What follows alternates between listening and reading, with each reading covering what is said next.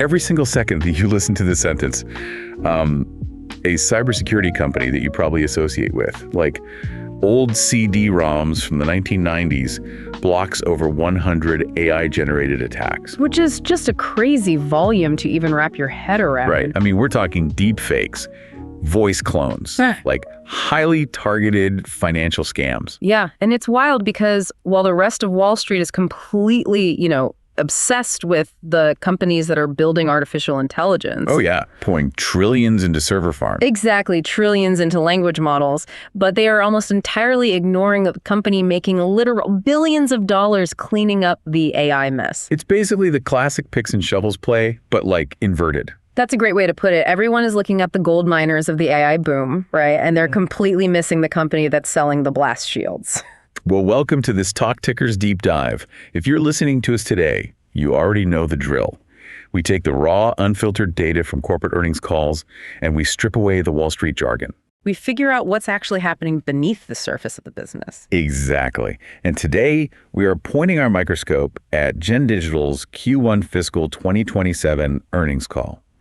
So we're going to give you the data, the story behind that data, and most importantly, the actionable takeaways for your portfolio. And we aren't just going to skim the surface here. No, absolutely not. We are going to ruthlessly unpack the why and the how behind every single metric, because honestly, this specific earnings call is a fascinating, almost counterintuitive case study in how a mature tech company operates in a hyper-growth AI environment. It truly is. I mean, this call completely challenges the traditional narrative we have about legacy tech companies, Right. Like, we tend to think that once a software company reaches a certain age and size, it just, slowly fades into obscurity. Yeah, exactly. Maybe paying out a dividend while its user base just slowly turns away to nothing. But Gen Digital is proving that thesis entirely wrong. They really are. But before we get into the weeds, and trust me, we are getting deep into the weeds today, let's set the context for you. Yeah, let's establish who we're actually talking about. So who exactly is Gen Digital? The ticker symbol is GENN on the NASDAQ, by the way. Now, if the name Gen Digital doesn't immediately ring a bell for you, their actual products absolutely will. Oh, 100%. This is the cybersecurity and digital wellness giant that was essentially like Voltron together over the last decade from some of the biggest names in consumer software. It's a massive consolidation play. When you really look at the history here, you're looking at the amalgamation of Symantec's consumer division, Norton, LifeLock, Avast, Avira. CCleaner's in there too, right? Yep, CCleaner. And then more recently, they've started bolting on personal finance infrastructure, like the app MoneyLion. Right. And I just want to pause on that history for a second because it really, really informs everything we are going to talk about today. It's foundational to their whole strategy. Exactly. For years, if you bought a new PC, you had to make a choice. Are you installing Norton? Are you downloading the free version of Avast? Or are you paying for a separate LifeLock subscription to monitor your credit? Right. These were all separate companies with totally separate marketing budgets fighting viciously for your subscription dollars. And that fragmentation was incredibly inefficient. I mean, think about it from an operational standpoint. Each of those companies had to maintain their own underlying threat intelligence networks. Which is hugely expensive. Super expensive. They had their own massive server infrastructures, their own separate customer support centers, and of course their own customer acquisition funnels. So they were basically all paying Google for the same ad keywords. Exactly, bidding against each other. What we are seeing with Gen Digital is the realization that consumer digital protection shouldn't be a fragmented landscape of single point tools. They brought all of those legacy giants under one umbrella. Right. The goal, which they're actually executing on right now, is to build a single unified platform for their base of over 80 million paid customers globally. Okay, let's unpack this. We need to dive straight into the headline numbers because, frankly, when I was reading through this Q1 fiscal 2027 transcript, these metrics were just eye-popping for a company of this size and age. Yeah, they really came out swinging. They did. Yeah. Well, let's do the data drop. Gen Digital delivered massive beats across the board. Revenue hit $1.34 billion for the quarter. That's up 11% year over year. Yep. And management was very quick to point out that this is their fastest growth rate since Gen Digital was created. And that 11% top-line growth, that's really the anchor point of this entire earnings call. We need to hold on to that number and really dissect it later. Oh, we will definitely dissect it. Boom. But wait, there is more to the data drop. Total bookings also drew 11%, hitting $1.28 billion for the quarter. Also a very strong number. Yeah. And then we get to the bottom line, which is where things get genuinely crazy. Non-GAAP earnings per share, or EPS, came in at 71 cents. Which is a massive 19% growth year over year. To put that in perspective for you, it completely crushed management's own internal expectations. They had guided the street to look for somewhere between 68 and 70 cents. Those are undeniably robust numbers. I mean, you have a top-line beat, a bookings beat, and a massive bottom-line beat. Right. But we promised to cut through the jargon for you today. So for anyone who is newer to reading SaaS, or subscription software earnings reports, it can get confusing fast. It really can. Because looking at these two top-line metrics, revenue and bookings, it can sometimes feel like redundant.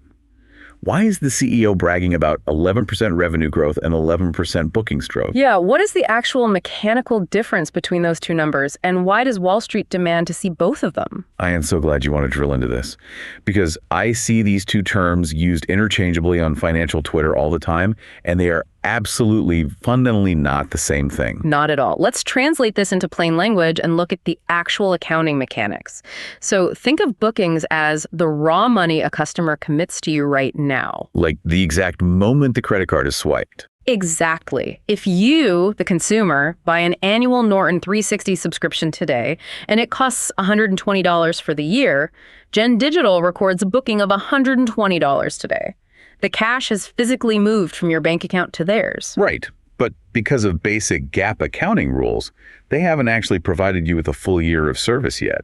It's just day one. That's the catch. They have a liability to you. They owe you 364 more days of cybersecurity protection. Because they haven't earned it all yet, right? Precisely. They cannot legally recognize all that money as revenue on their income statement on day one. Instead, that $120 goes onto the balance sheet as deferred revenue. Which makes sense, because what if their servers caught fire and they went out of business next month? Right. They would theoretically owe you a refund for the months they didn't actually protect you. They haven't earned the full $120 yet. So revenue is the money they recognize slowly over time? Yes. As they actually deliver the service and fulfill their obligation to you. Out of that $120 booking, they would recognize roughly $10 of revenue in month one, $10 in month two, and so on.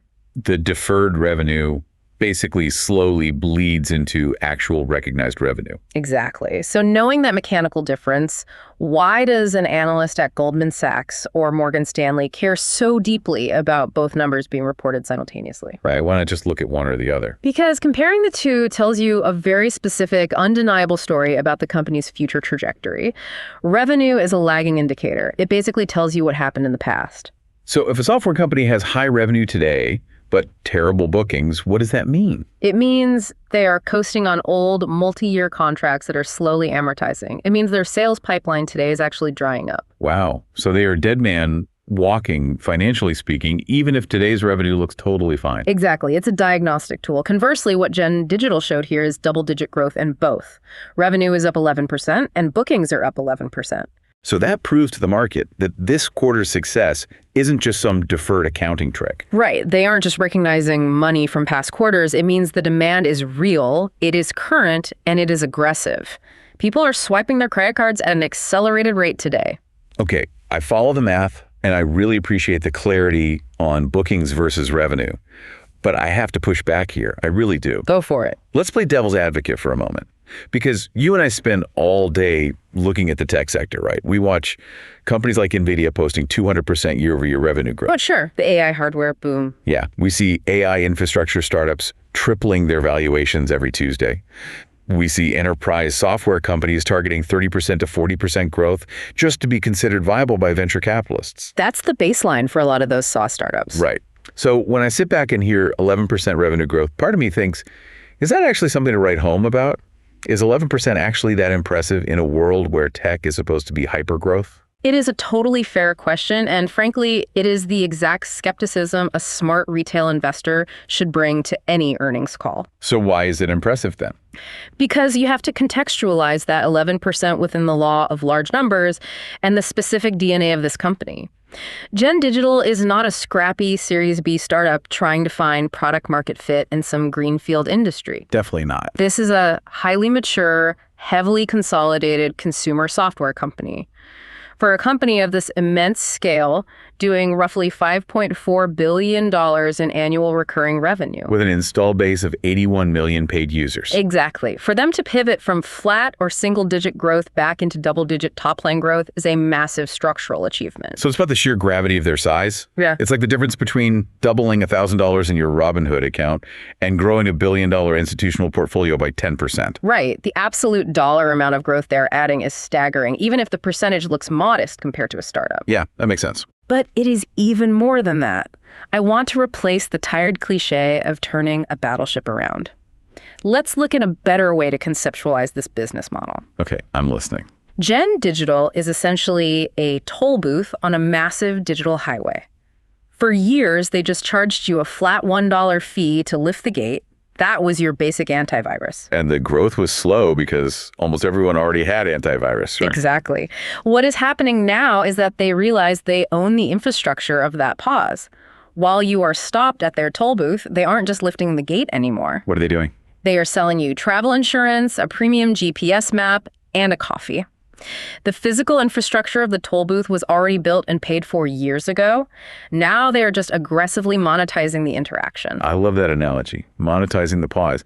And that perfectly transitions into my next point, because the why behind this 11% being so impressive isn't just the growth itself. It's the financial discipline attached to it. Exactly. Growth without discipline is easy. Right. It is incredibly easy to buy 11% revenue growth if you are willing to set cash on fire. Oh, absolutely.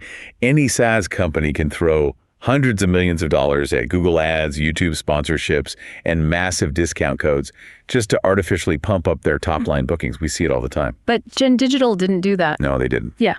Let's talk about the margins, because this is the part of the transcript that genuinely blew my mind. You're talking about the operating margin. Yes. Their blended operating profit margin held incredibly stable at 50%.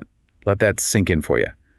50%. It's huge. For every single dollar of revenue that comes in the door from a customer, 50 cents drops straight down as operating profit. That is an elite metric. I mean, in the software world, we often talk about the rule of 40. Right, for evaluating SaaS health. Yeah, which states that a healthy software company's growth rate plus its profit margin should exceed 40%. Gen Digital is at 11% growth plus 50% margin. They're at a rule of 61. That's why. They are operating in the upper echelon of software efficiency. But how is that mechanically possible?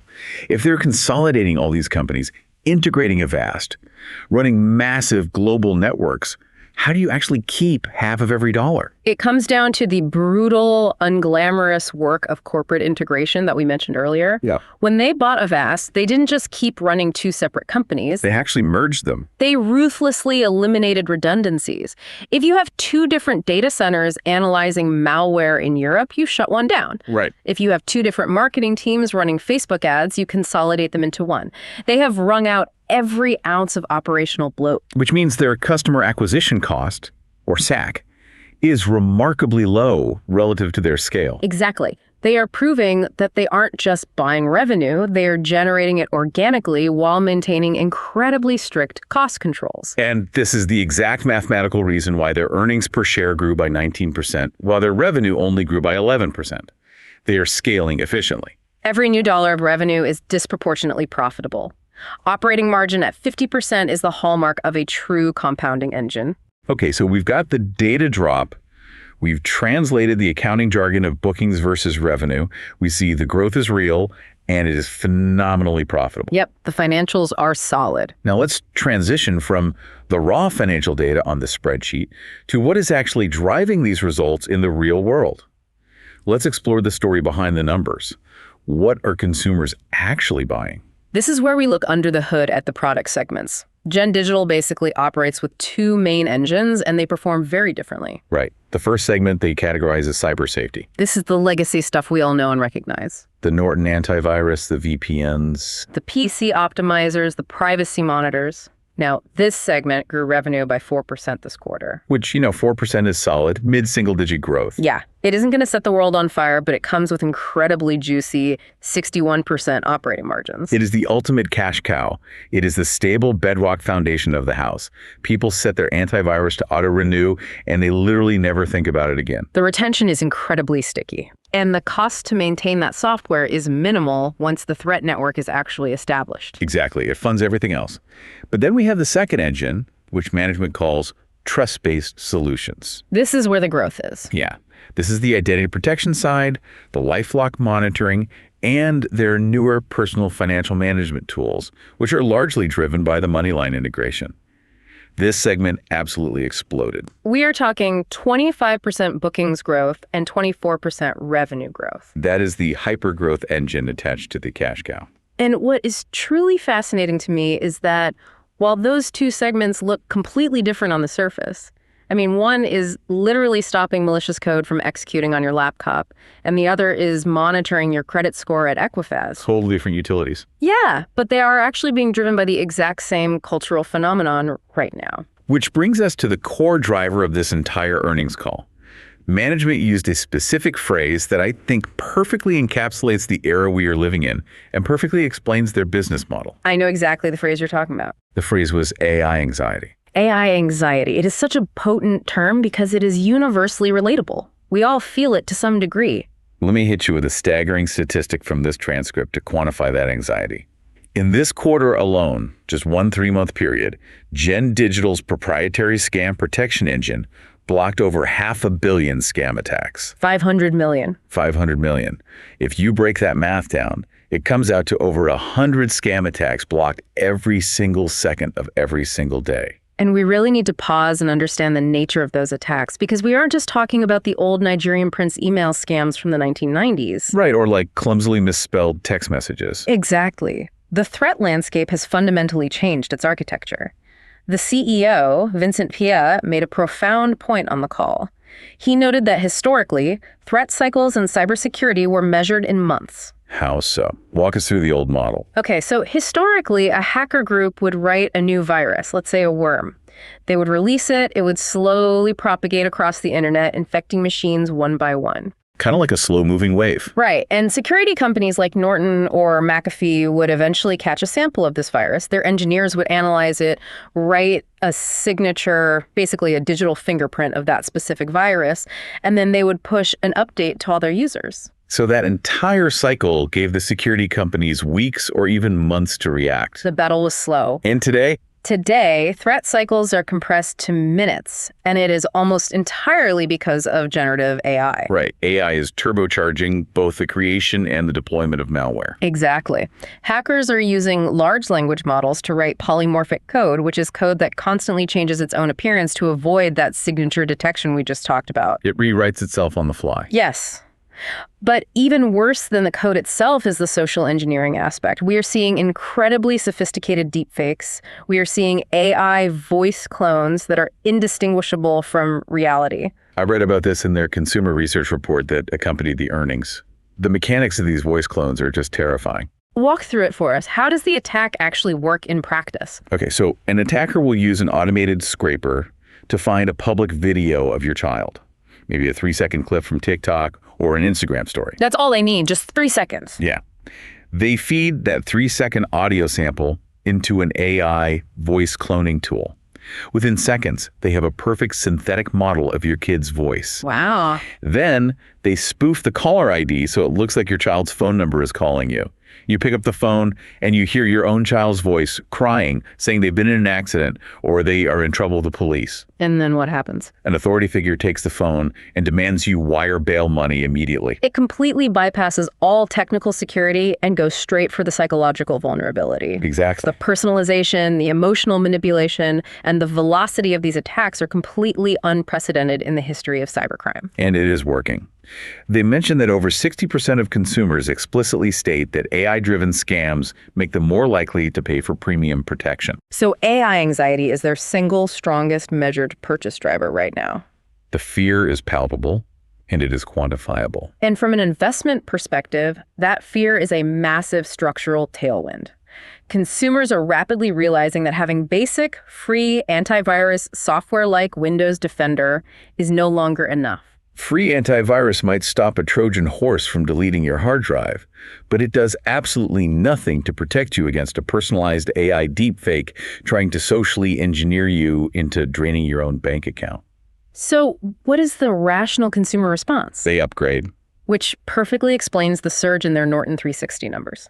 Management noted that Norton 360's higher tier memberships, which bundle traditional device security with active scam detection, identity restoration services, and even a $1 million stolen funds reimbursement insurance. That's a huge selling point. Yeah, that specific bundle has scaled to nearly $500 million in annualized bookings all on its own.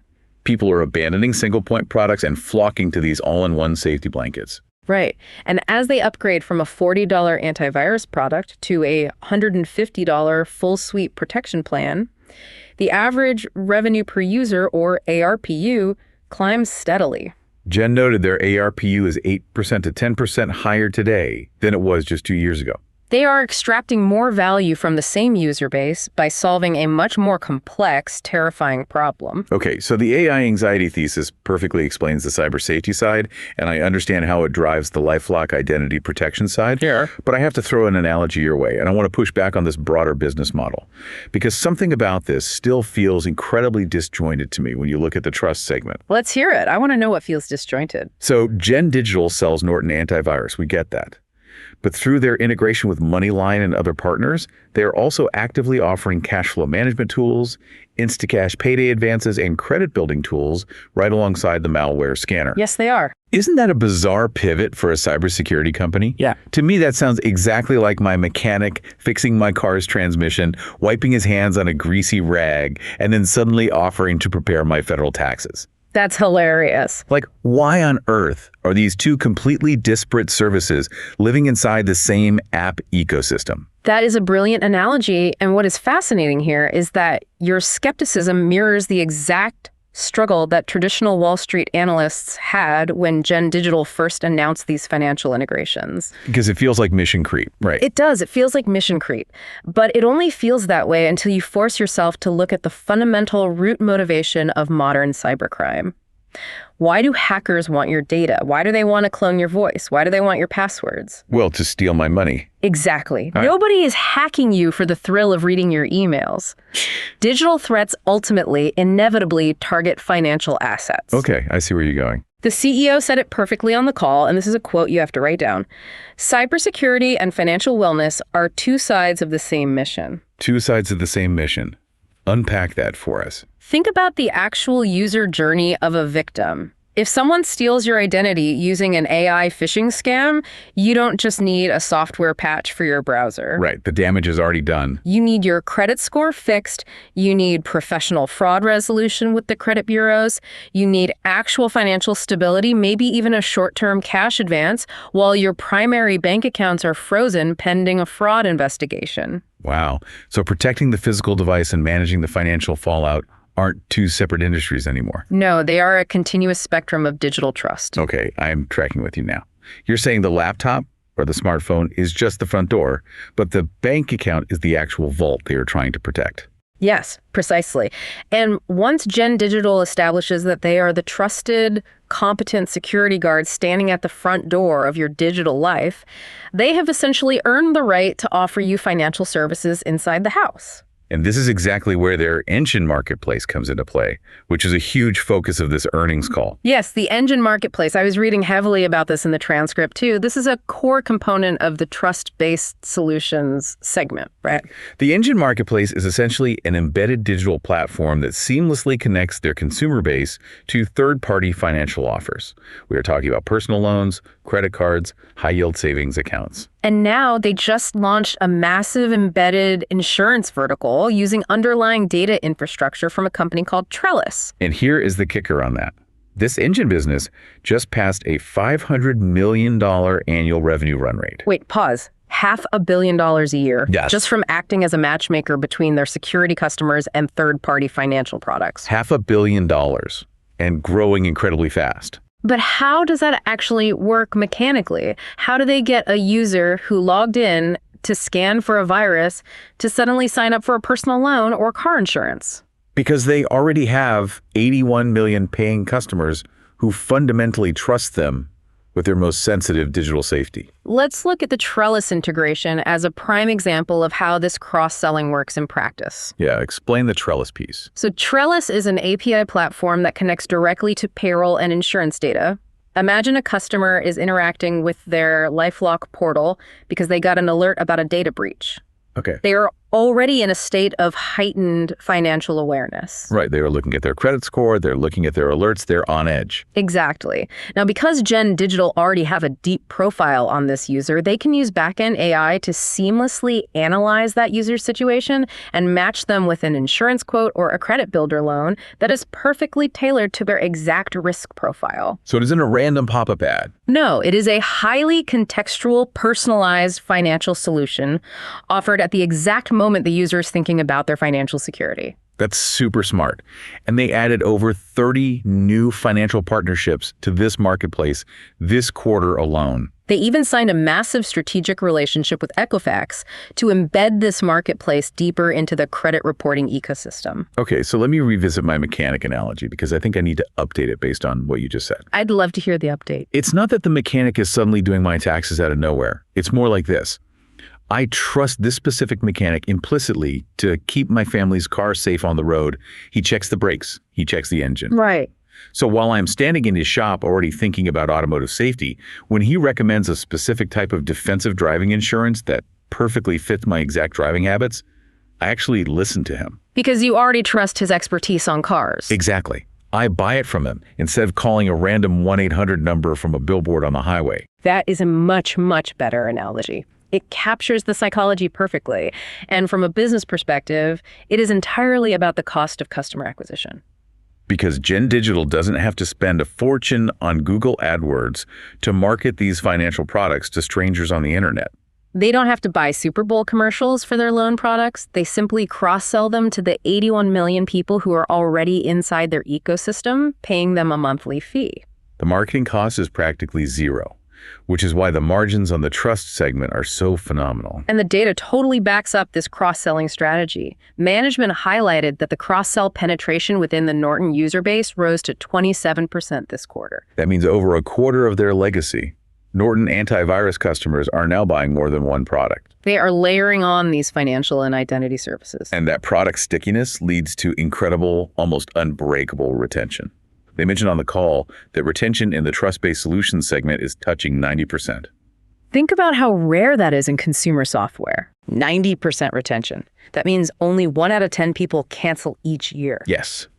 Because when a customer relies on one single app for their device security, their identity theft monitoring, their dark web scanning, and their cash flow management, they simply do not churn. The psychological friction of leaving is too high. And frankly, the fear of what happens to your digital life if you turn off the protection is even higher. It is the absolute holy grail of subscription software. You stop being a discretionary software purchase and you become a core utility bill. You just get paid every single month, right alongside the water bill and the electricity bill, because the service is viewed as mandatory for modern life. Exactly. And they are monetizing this deep relationship in multiple ways simultaneously.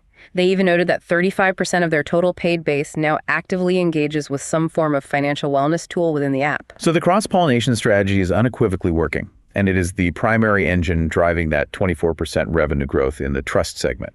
Okay, so we have firmly established that the present looks incredibly strong. The numbers are pristine, the AI tailwind is blowing a gale, and the cross-selling engine is printing high-margin cash. But Wall Street doesn't pay you for what you did yesterday. No, they don't. In the market, you are only as good as your next quarter. So let's explore management's vision of the future. What are they saying about the rest of the year? Well, when we look at how Natalie Durst, the CFO, modeled the rest of fiscal 2027, the assumptions they are making tell a very specific, confident story. And this is where management showed what I can only describe as incredible financial swagger. Swagger is the right word. Usually in a Q1 earnings call, executive teams are highly cautious. They have 3 more quarters to get through. The macroeconomic environment is uncertain. Interest rates are volatile. Yeah, they usually hold their cards very close to the vest and just reiterate their previous guidance. But Gen Digital came out swinging and aggressively raised their outlook for the entire fiscal year. They really did. Let's look at the specific upgraded numbers. Full-year revenue is now expected to land between $5.375 billion and $5.475 billion. If you do the math on that, it translates to 9% to 11% sustained growth. Which is a significant bump up from their previous guidance of 8% to 10%. So they're effectively locking in that double-digit growth trajectory as their new baseline, not just a one-quarter anomaly. Right. And then the EPS, the earnings per share, gets an even bigger relative raise. They are now officially guiding for $2.87 to $2.97 per share for the year, which represents 14% to 18% bottom line growth. If we pull back and connect this to the broader philosophy of corporate finance, raising both the top line revenue guidance and the bottom line earnings guidance simultaneously is the ultimate flex for a CFO. It proves to the market that you aren't sacrificing tomorrow's profitability just to buy today's growth. Exactly. You are scaling profitably. But this is where I need you to explain the mechanics to me, because I am struggling to reconcile two conflicting ideas here. Okay, what's the conflict? If Gen Digital is investing this heavily in new AI threat detection models to fight voice clones, and they're launching massive embedded insurance marketplaces via API integrations, and they are rolling out these huge Norton 360 updates globally. All of which costs a ton of money. Right. How are they doing all of that without squeezing their margins? We talked about that 50% operating margin earlier. How does that margin not immediately compress under the sheer weight of all this new R&D and global marketing spend? This is perhaps one of the most critical, underappreciated nuggets from the entire earnings call, and I'm glad you caught the tension there. What's the secret? Natalie Durst laid out the mechanism perfectly. The secret is how they are deploying AI internally. Internally? Yes. They are using AI not just in their consumer-facing products to block scams, but internally to fundamentally rewire how they operate as a corporation. Okay, the internal efficiency play. Walk me through how that actually works in practice, because every company says they use AI now. Yeah. What does it actually mean for Gen? She highlighted their global marketing department as the prime example of this transformation. Think about how a global software company traditionally runs marketing. You have to create ad copy, banner images, and video scripts. Then you have to translate and localize all of those assets into 40 different languages. Then you have to manually A/B test them across Google, Facebook, and local networks. It requires massive headcount and huge agency fees. Right. It's a massive SG&A expense selling, general, and administrative. So what do they change? What Gen Digital has done is integrate generative AI-enabled creative tools directly into their content workflows.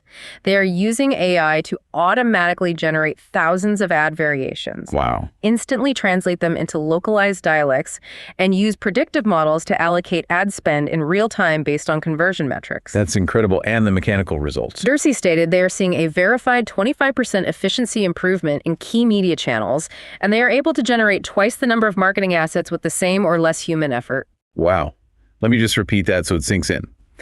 They're getting double the creative output with a 25% reduction in the effort or cost required to deploy it. That is a massive lever on the income statement. Exactly. But here is the genius part of their capital allocation strategy. What do they do with the savings? Instead of just letting those marketing savings fall to the bottom line to artificially inflate a single quarter's profit, which a lot of short-term thinking CEOs would do to get a bonus, they are taking those AI productivity gains and reinvesting them directly back into growth initiatives. So the AI savings are funding the R&D. Precisely. The savings from the automated marketing team are paying for the engineers building the engine marketplace and the advanced AI threat detection models. It is a closed, self-funding growth loop. The CEO explicitly mentioned that their profit per employee is up double digits. They went through a painful restructuring post-mergers. They moved to smaller, highly accountable, agile teams, and they are using AI to aggressively augment the output of the remaining workforce. That makes perfect sense. This is exactly how you sustain a 61% margin in the legacy cyber safety segment and a 30% margin in the hypergrowth trust-based segment simultaneously. You make your internal corporate operations as ruthlessly efficient and automated as the software you are selling to the consumer. It is a profound shift. For Gen Digital, AI is not just a feature they slap on a box to sell to a consumer. AI is the structural foundation of how they build and run the company. That is fascinating. Okay, so we have looked at the pristine headline numbers, we've explored the massive cultural story behind AI anxiety, and we've dissected the raised guidance driven by internal operational efficiency. Now let's bring it all home. Time for the bottom line. Exactly. So what does this all mean for you, the listener? Whether you are holding the stock in your retirement account, considering initiating a position, or you are just trying to understand the shifting landscape of consumer tech and cybersecurity. It's important to translate all this into an actionable thesis. Yeah. I'm going to put my cards on the table. Based on the fundamental data in this transcript, I am taking a decidedly bullish stance on Gen Digital for retail investors. I think the underlying financial data strongly, objectively supports that view. It is quite simply a cash printing machine. Let's look at the mechanics of their capital return, because this is where the rubber meets the road for shareholders. Yeah, talk about the free cash flow.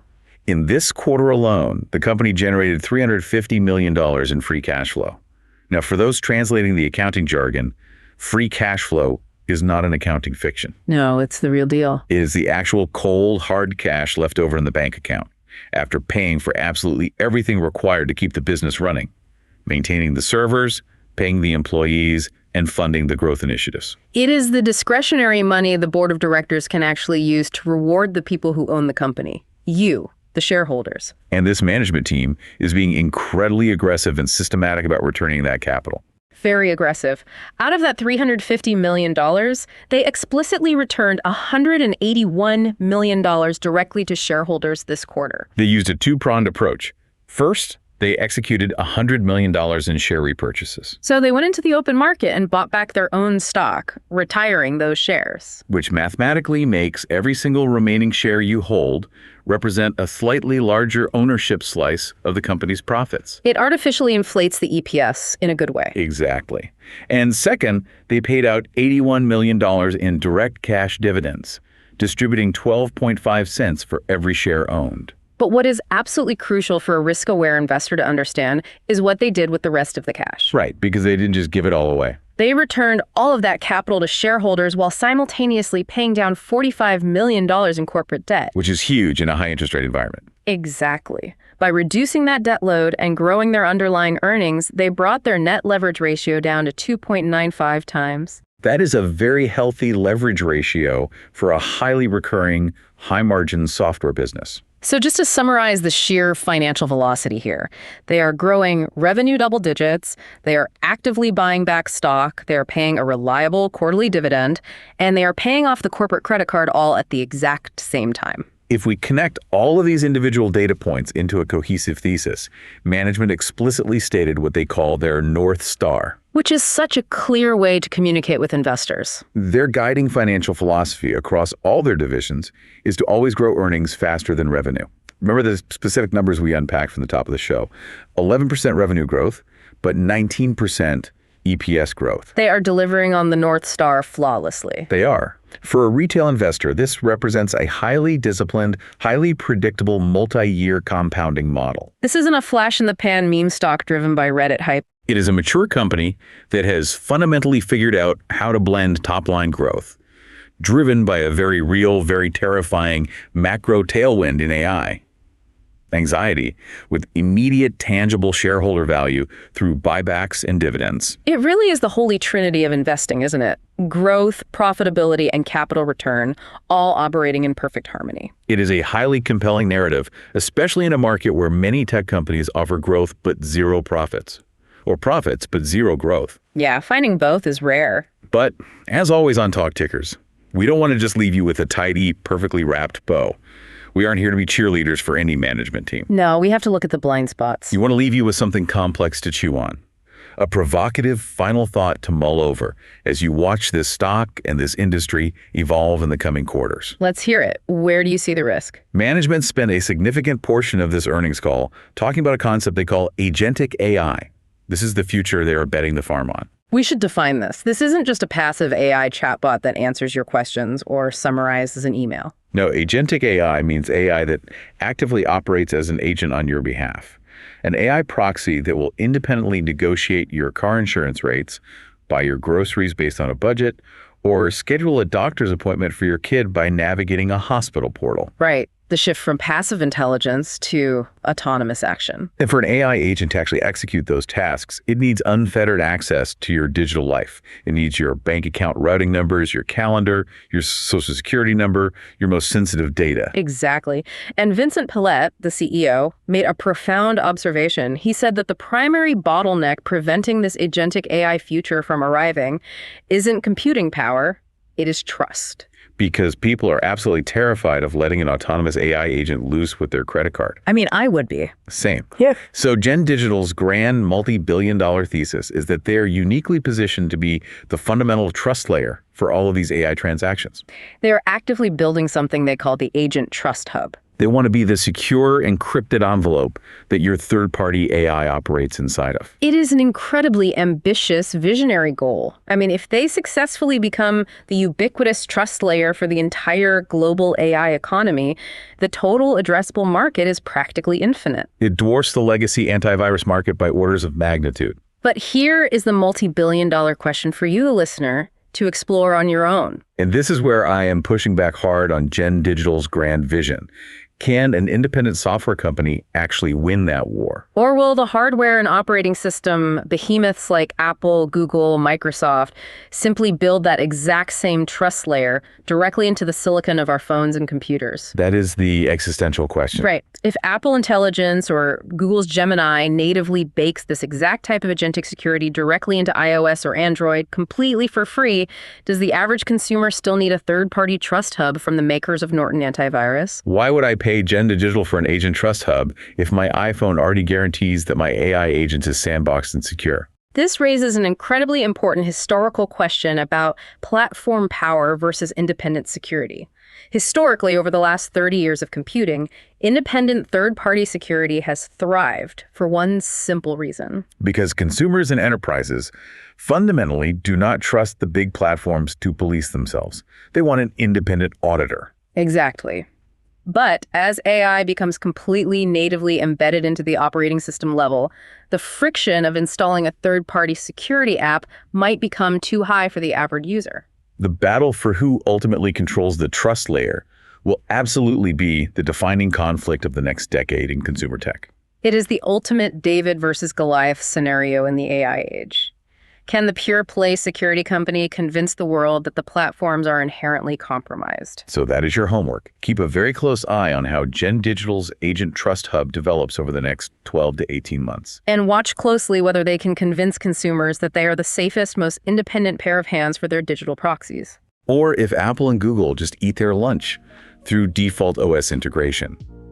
Thank you for joining us for this extensive TalkTechers deep dive into Gen Digital. The underlying numbers are undeniably pristine, the cultural catalyst of AI anxiety is very real, and their compounding financial engine is running incredibly hot. But as always in the technology sector, the future is never fully written, and the biggest battles are still on the horizon.